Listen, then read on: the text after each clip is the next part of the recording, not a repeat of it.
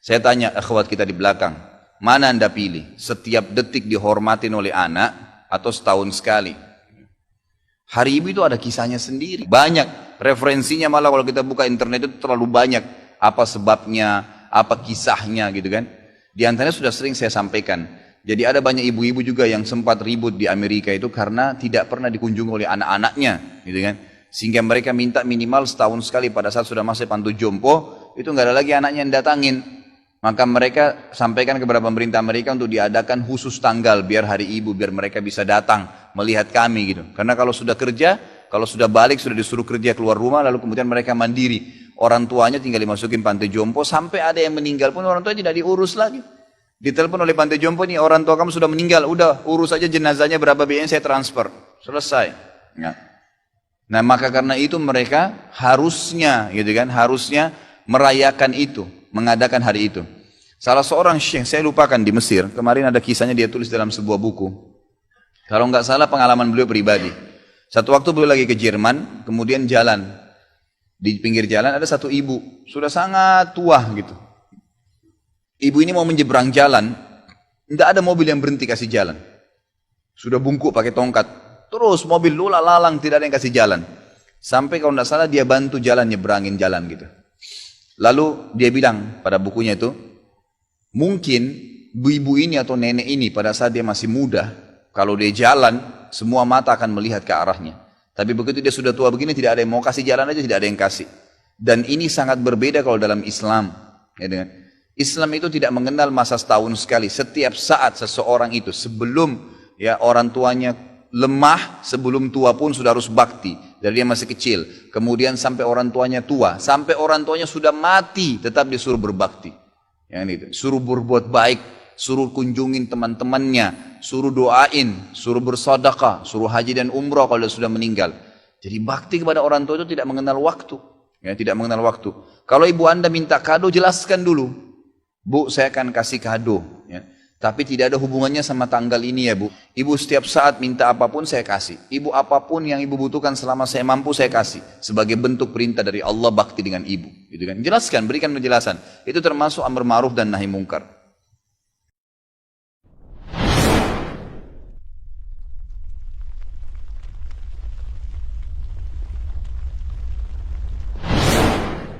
Orang-orang muslim yang mengatakan bahwasanya boleh saja mengucapkan selamat Natal, orang ini tidak punya ilmu agama dan imannya masih sangat tipis.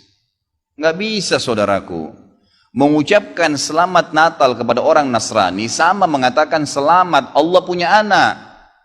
Bagaimana bisa Anda berani ya, mengatakan Allah punya anak? Itu kalimat yang sangat berat, ya kan gitu. Tidak boleh. Allah subhanahu wa ta'ala itu la syarikalah, tidak ada sekutu baginya. Lam yalid walam yulad, tidak beranak dan tidak diperanakkan. Dan Allah SWT telah mengkafirkan orang-orang Nasrani dalam surah Al-Ma'idah. Allah telah mencap, telah kafir orang-orang Nasrani yang mengatakan Trinitas. Nggak boleh. Ngucapin selamat berarti selamat atas keyakinan kalian yang Allah sudah cap mereka kafir dengan itu. Bagaimana bisa dikatakan untuk menjaga hubungan dengan mereka? Kalau Anda menjaga hubungan dengan orang non-muslim, orang Nasrani dengan berteman, bertetangga, partner bisnis, kan gitu. Orang tua kita yang kafir kita silaturahim, tetap berbakti padanya. Kerabat-kerabat yang masih non-muslim kita silaturahim, jenguk kalau sakit, membantu orang miskin mereka. Boleh saja. Tidak ada yang larang dalam Islam itu. Tapi jangan sama sekali berhubungan dengan masalah keyakinan dan ibadah mereka. Nggak boleh memang dalam masalah ibadah. Allah mengatakan, ini tadi subhanallah saya pikir antum sudah tahu nih. Ya, makanya saya ulangin lagi sebab turunnya surah Al-Kafirun. Al-Mughirah telah datang kepada Nabi SAW mengatakan, wahai Muhammad, Mekah kita bagi dua saja. Sehari buat kamu, sehari buat kami. Kata Nabi SAW, saya belum faham, coba jelaskan lagi. Kata dia, sehari Muhammad, kau dukung ibadah kami. Kau ucapkan selamat buat kami. Kau ikutin ajaran-ajaran agama kami. Sehari lagi besok kami ikutin agamamu, kami ucapkan selamat untukmu, kami dukung ibadahmu. Apa jawaban Nabi SAW? Sehari-sehari. Biar adil. Kata Nabi SAW, tidak boleh. Kata dia, wahai Muhammad, sehari buat kami, dukung kami, ucapkan selamat buat kami, ikutin ritual kami. Seminggu buat kamu. Kata Nabi SAW, tidak boleh. Muhammad sehari buat kami, sebulan buat kamu. Tidak boleh. Sehari Muhammad buat kami, setahun buat kamu. Tidak boleh, kata Nabi SAW. Terakhir, hai Muhammad, sehari buat kami, seumur hidup buat kamu. Sehari kamu ikutin kami, dukung ritual kami, selamat buat kami. Kalau pakai akal manusia, bukan akal sehat, akal manusia saja secara biasa, kan gitu. Kita pikir, oh lebih baik sehari kita ikutin orang kafir, dukung saja, ucapin selamat sama dia, selesai. Seumur hidup akan masuk Islam. Apa jawaban Nabi SAW? Tidak boleh. Lalu Jibril AS datang pada saat itu langsung membawa surah Al-Kafirun. A'udzubillahi minasyaitonirrajim. Qul ya ayyuhal kafirun. Katakan kepada orang-orang kafir. Orang kafir ini semua yang tidak syahadat, yang tidak mengatakan asyhadu an la ilaha illallah wa anna Muhammad Rasulullah, kafir. Jelas kafir, dan itu Allah yang mencap mereka kafir, gitu kan? Kafir artinya tidak beriman kepada Allah Subhanahu wa taala. Orang Nasrani aja mengkafirkan Yahudi kok. Yahudi mengkafirkan Nasrani, mengkafirkan Muslim. Kenapa orang Muslim nggak bisa mengkafirkan? Karena sementara kita jelas-jelas meyakini kenabian Musa, meyakini kenabian Isa alaihissalam. Gitu kan? Mereka yang memungkiri Nabi Muhammad SAW, Nabi terakhir, berarti tidak beriman sempurna kepada Allah Subhanahu wa taala. Dan sudah banyak ayat Al-Quran menjelaskan masalah itu. Gitu kan? Kata Allah Subhanahu wa taala, ya, Qul ya ayyuhal kafirun la a'budu ma ta'budun. Semua Yahudi, Nasrani, Majusi, penyembah api, penyembah gunung, penyembah pohon, penyembah apa saja, semua selain yang tidak syahadat ini, saya tidak ikut-ikutan acara ritual kalian, tidak akan ucapin selamat buat kalian, tidak akan pakai atribut-atribut kalian, dan kalian juga tidak usah repot-repot ikutin agama saya, nggak usah. Kita nggak butuh Nasrani. Saya tanya, pada saat sholat Idul Fitri, ada orang Nasrani ikut-ikutan? Idul Adha, gitu kan? Mereka berurus dengan agamanya sendiri. Kenapa orang Muslim pusing dengan acara ritualnya orang lain? Diulangi lagi. Ya, setelah dikatakan kalian tidak usah ikut-ikutan, saya tidak usah ikut-ikutan juga, diulangi lagi. 2 kali diulangi. Dan saya tidak akan ikut-ikutan, kalian juga tidak usah ikut-ikutan, terus begitu. Terakhir dikatakan oleh Allah, lakum dinukum waliyadin. Kalian punya agama, saya juga punya agama. Titik, selesai. Gitu kan? Emang sudah begitu. Kalau Anda bilang, oh itu cuma kata-kata, nggak masalah. Kata-kata bisa membuat Anda murtad, saudaraku, bisa masuk neraka. Gitu kan? Sadarkah Anda dengan satu kalimat, Anda kalau mengatakan satu kalimat sekarang, semenit kemudian kalau Anda yakin dalam hati bisa masuk neraka kalau meninggal, kalau Anda mengatakan saya murtad, memang dari hati mau keluar dari Islam, semenit kemudian dicabut ruhnya oleh malaikat maut, masuk neraka. Kalimat, kata-kata. Bahaya tuh, gitu kan? Mungkin teman-teman juga sudah tahu yang dialog antara Muslim sama Nasrani di Amerika.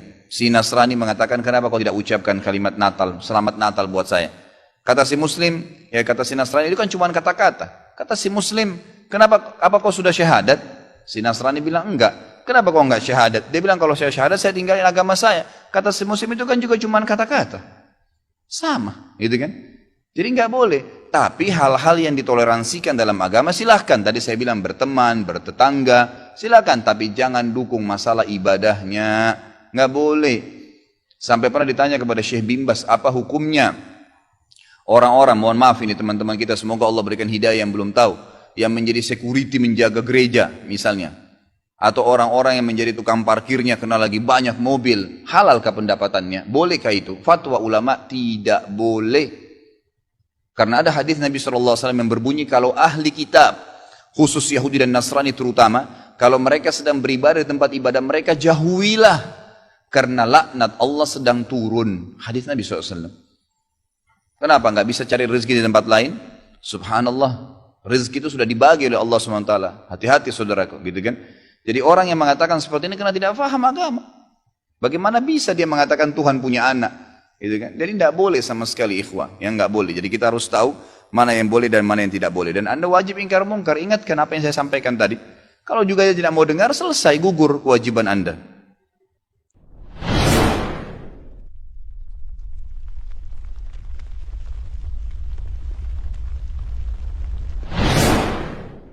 Coba ikhwah, ada yang punya riwayat satu aja. Nabi SAW pernah merayakan malam tahun baru 1 Muharram.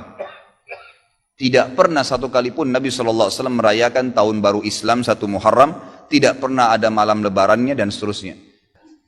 Apalagi malam tahun baru Masehi. gitu kan? Semoga Allah berikan hidayah. Banyak orang Islam ini saya tidak mengerti kenapa mereka terlalu berani malam tahun Masehi mereka adakan acara tablik akbar lah, ceramah lah, zikir akbar lah dan seterusnya. Kenapa ikhwah? Gitu kan? Kenapa harus diadakan acara seperti ini? Dan orang akan menangkap itu adalah acara tahun baru Masehi. Kalau Anda bilang untuk mengalihkan umat Islam, bukan dengan cara kita membuat acara ritual, nanti akhirnya menjadi rutin setiap tahun, gitu kan? Berikan nasihat, sampaikan kepada MUI, MUI keluarkan fatwa tidak boleh, jadi umat Islam tidak terus-menerus jadi PR setiap tahun. Kalau kita biarkan akhirnya tiap tahun terus jadi masalah nih, gitu kan? Jadi masalah. Emang umat Islam yang coba merayakan malam tahun baru itu orang yang memang belum paham masalah agama. Kalau Anda larikan kepada acara-acara yang lain, maka akan jadi masalah baru lagi nanti, gitu kan? Akhirnya orang anggap, oh orang-orang Nasrani lagi rayakan dengan mabuk-mabuk, kita dengan ceramah. Bahkan ada doa bersama di malam tahun baru. Subhanallah. Malam tahun baru tentang lahirnya Isa alaihissalam tidak ada hubungannya dengan agama kita. Sedangkan hari lahirnya Nabi Muhammad SAW saja tidak pernah sahabat rayakan, tidak pernah Nabi rayakan. Lalu kita mau rayakan hari lahirnya Isa alaihissalam, bagaimana bisa ini, gitu kan? Jadi tahun baru Isa alaihissalam. Mestinya kita faham masalah itu.